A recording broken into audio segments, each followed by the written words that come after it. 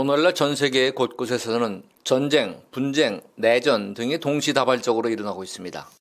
3년 전에 시작된 러시아 우크라이나 간의 전쟁, 이스라엘과 팔레스타인 하마스 간의 전쟁, 이어서 이스라엘과 레바논 헤즈볼라와의 전쟁, 그리고 이스라엘과 이란과의 전쟁이 크게 벌어지고 있습니다. 또 최근에는 인도와 파키스탄 사이에 카슈미르 영토 분쟁으로 인한 국지전이 있었습니다.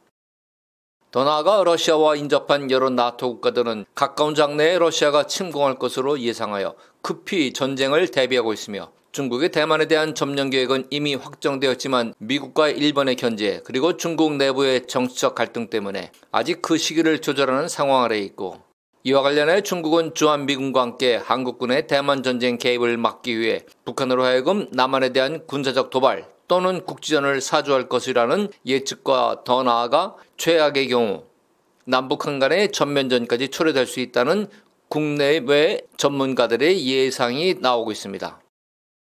그 밖에 미얀마, 수단, 시리아, 예멘, 아프가니스탄 등에서는 지금도 민족 간 부족 간 갈등과 내전이 지속되고 있습니다. 정말 평생 살면서 오늘날 같은 온 세계가 이렇게 혼돈스러웠던 기억은 한 번도 없었습니다. 그런데 이 모든 것들은 구약시대부터 성경에 이미 예언되어 기록된 마지막 시대의 징조와 정확히 일치하고 있다는 것입니다.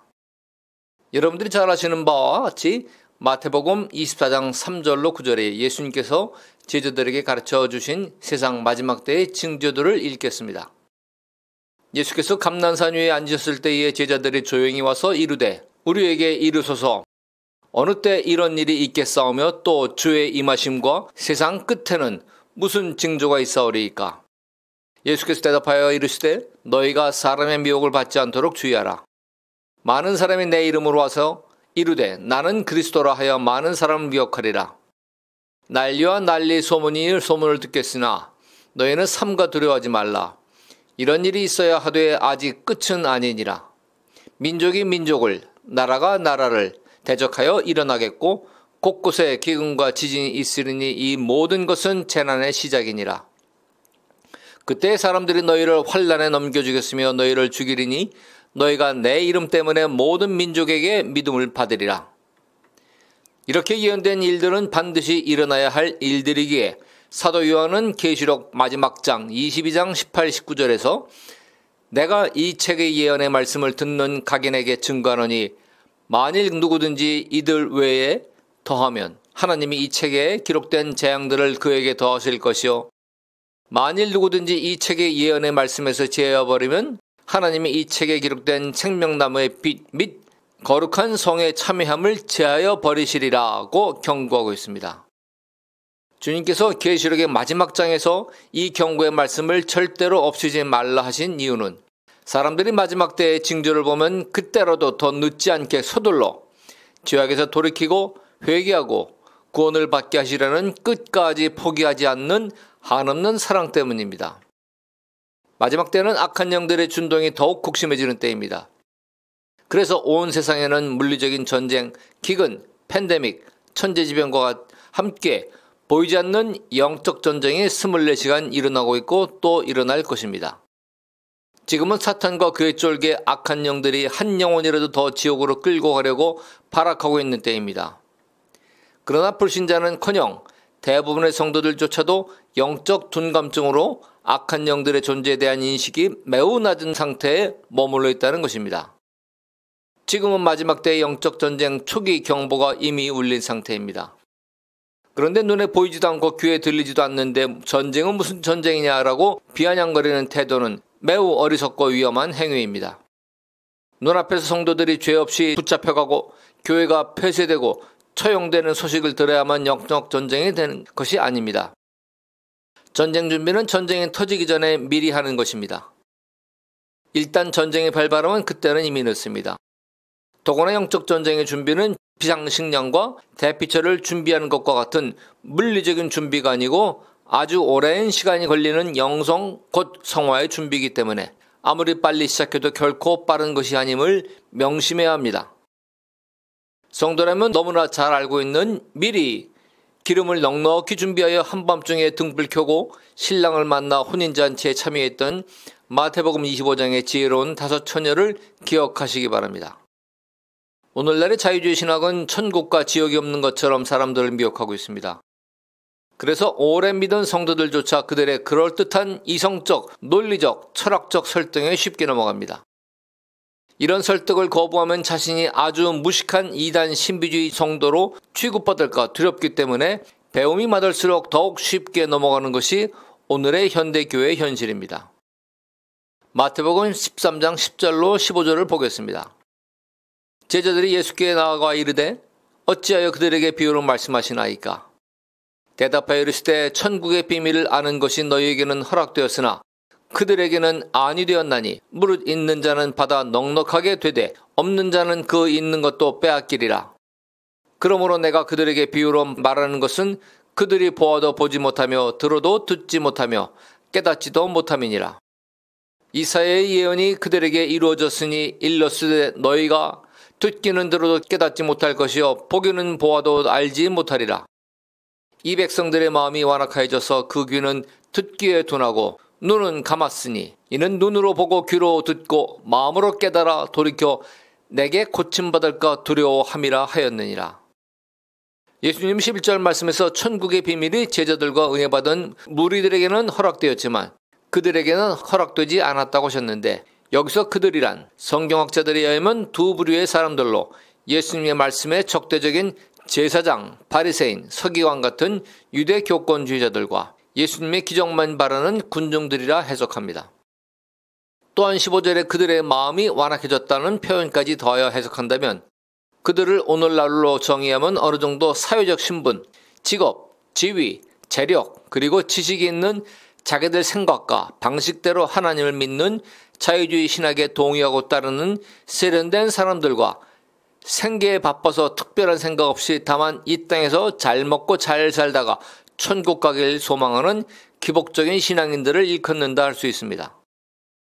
15절 말씀이 현대 크리스찬들의 마음을 찌르는 것은 영적 불감증에 빠진 현대인들이 많은 세상의 지식, 지혜, 재물 때문에 천국의 비밀, 곧 하나님의 뜻과 계획에 대해서 귀로 들어도 무슨 말인지 이해 못하고 그들의 눈은 의도적으로 감았다는 것입니다.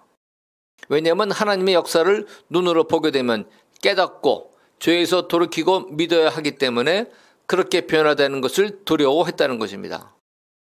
사실 현대 성도들이 오늘날의 최고조에 달아 있는 물질 문명과 문화의 향유를 가능케 하는 재물, 지위, 명예, 권력 추구를 신앙 때문에 포기하기는 매우 쉽지 않을 것입니다. 1990년에 개봉되어 크게 히트쳤던 영화 죽은 시인의 사회에 나오는 까르페 디엠이라는 말은 당시 뿐만 아니라 오늘날까지도 유행되는 말입니다.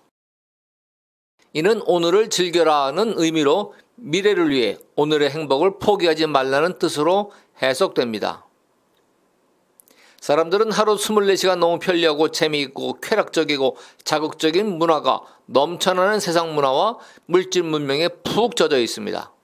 넷플릭스, 유튜브, 온라인 게임, 24시간 음식 배달, 24시간 코인 거래, 술집, 클럽, 여행, 먹방 등등 이루 말할 수 없이 많은 육체적인 만족을 채워주는 유혹들이 인류 역사 이래 최고조에 이르렀습니다. 아마 이러한 상황을 수치로 계량화하여 롯의 가족이 살던 소돔과 고모라의 시대와 비교한다면 롯이 때는 오늘과 비교하면 조족지혈만도 못할 것입니다. 사람들은 이 시대가 극심한 영적 전쟁 가운데 있다는 사실조차 모르고 있습니다. 그래서 종말의 때라든가 영적 전쟁이라는 말을 하면 그 사람을 광신자, 극단적 종말론자, 이단 또는 음모론자라는 비난과 함께 낙인을 찍고 그와의 관계까지 소원하게 되는 것이 오늘의 교회 현실입니다. 저는 여기서 실제적 전쟁에 대한 생각을 떠올리게 되었습니다. 전쟁에는 승자든 패자든 반드시 수많은 군인들과 민간인들의 희생이 따르게 됩니다. 하지만 전쟁은 반드시 승리해야만 하는 것입니다. 옛날에는 패자의 국민들은 승자의 노예가 되었고 모든 재산을 빼앗겼습니다. 오늘날에는 노예가 되는 대신에 패자가 승자에게 영토를 내어줄 뿐만 아니라 승자의 전쟁 손실을 전부 배상해야 하기 때문에 국가의 막대한 부와 자원들을 승자에게 양도해야 합니다. 전쟁에서 이기려면 수많은 요소가 결합돼야 합니다. 적의 동태를 신속히 파악할 수 있는 정찰 정보 체계가 있어야 하고 최신 공격 무기와 방어 무기 체계가 강력하고 충분해야 하며 훈련이 잘 된 군인들도 충분히 있고 전쟁 수행 군수물자가 넉넉히 준비되어 있어야 하며 손실된 전투력을 회복을 위한 의료시설이 충분히 있어야 합니다. 하지만 이런 모든 요소가 다 갖추어졌다 해도 모든 요소들 간의 의사소통이 되지 않으면 전쟁을 제대로 수행할 수 없습니다. 전쟁 중에 통신 두절이 되면 작전에 나간 병사들이 고립되어 몰살당할 수 있고 상대 적을 발견해도 통신이 안 되면 후방의 포병 지원 사격을 받을 수도 없습니다. 가장 중요한 것으로 지휘관의 작전 명령을 전투 부대원들이 받을 수 없으면 그 전투는 반드시 패배할 수밖에 없는 것입니다. 아무리 최신 전투기, 미사일, 탱크, 군함, 최신 드론 등을 가지고 있다 해도 통신이 두절되면 전장에서 눈먼 장님처럼 되어 죽고 패배할 수밖에 없는 것입니다. 신체를 뜻대로 움직이게 하는 것이 신경인 것처럼 군대를 작전대로 운영하게 하는 것이 통신인 것입니다. 아주 옛날 군복무 시절의 기억을 되살려서 통신 두절의 여러 가지 원인 분석을 통하여 통신 두절이 영적 전쟁에서 어떤 의미를 가지는지를 생각해 보겠습니다.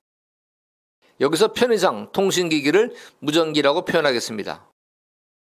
통신 두절의 원인을 대략 9가지를 골라봤습니다. 첫째, 무전기 배터리의 방전. 통신병은 항상 무전기의 배터리를 만충 상태로 유지해야 합니다.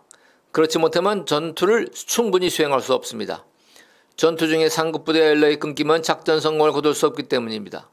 이는 영적 전쟁을 수행하는 성도는 매일 핸드폰 충전하듯이 항상 말씀과 기도로 영적 충전을 해야 한다는 것을 의미합니다. 그렇지 못하면 영적 전쟁에서 패할 수밖에 없습니다.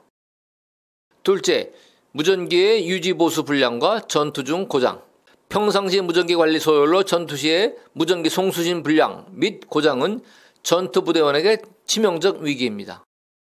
영적 전쟁 중에 낙심, 두려움, 걱정에 사로잡혀 주님과 연결되어 있지 않으면, 즉 평소에 기도를 게을리하거나 전혀 안 하면 그 성도의 믿음은 고장난 것입니다. 또 기도를 해도 힘도 능력도 없고 억지로 형식적으로 기도하는 상태를 말합니다.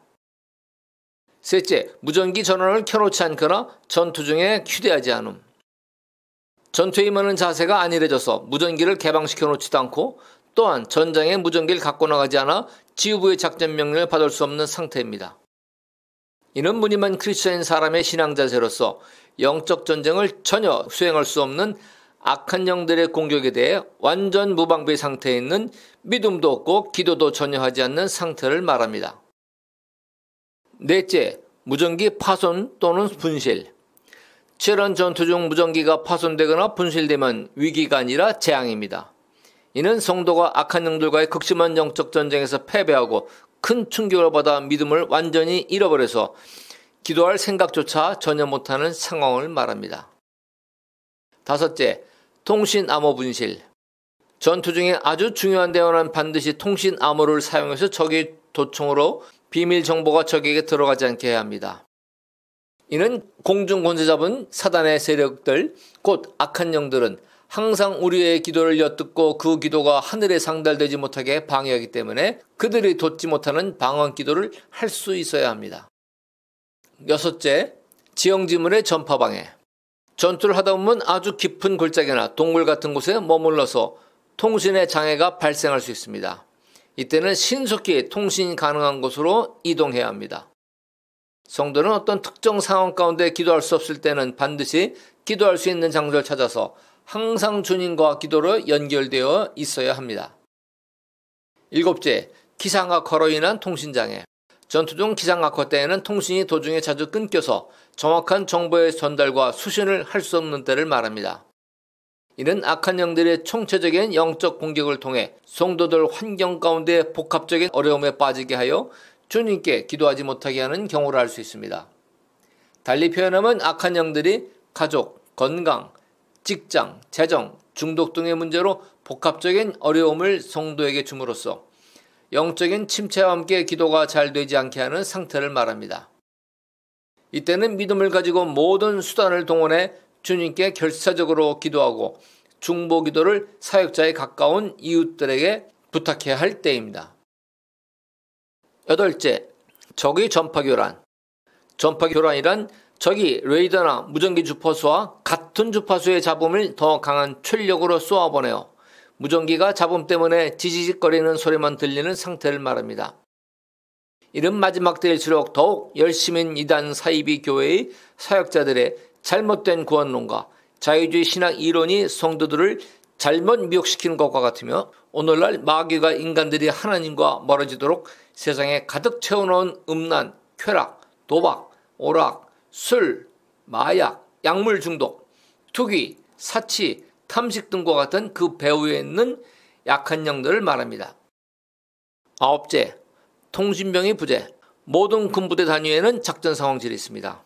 그곳은 1년 365일 하루 24시간 계속 운영되는 곳입니다.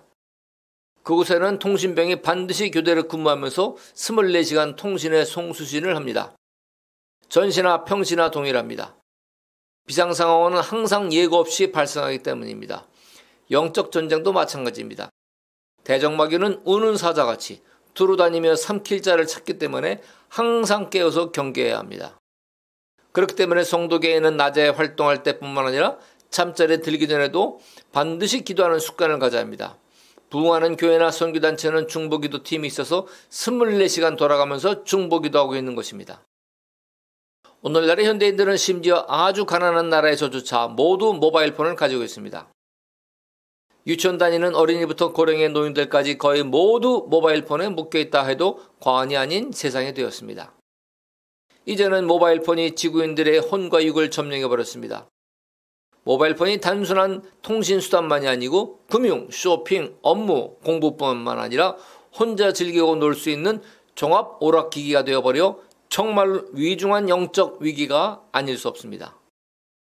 저는 그래서 제 스마트폰의 잠금 화면을 예수님의 얼굴로 하였습니다.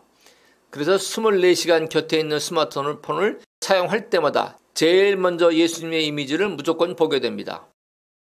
여러분도 한번 해보시기 권해드립니다. 마치 코람데오와 같습니다. 즉 하나님 앞에서 사는 삶이 되도록 도와주는 효과가 있습니다. 성도 여러분, 우리는 이미 마지막 때에 진입한 상태입니다. 모두 반드시 깨어 있어야 합니다. 주님과 24시간 연결되어 있어야 합니다. 세상을 즐기느라 주님과 통신 두절되면 안 됩니다. 잠깐 또 긴장을 풀면 우리는 무의식 가운데 스마트폰 속으로 빨려 들어가게 되어 있습니다. 끝으로 로마서 8장 5절 6절을 전합니다.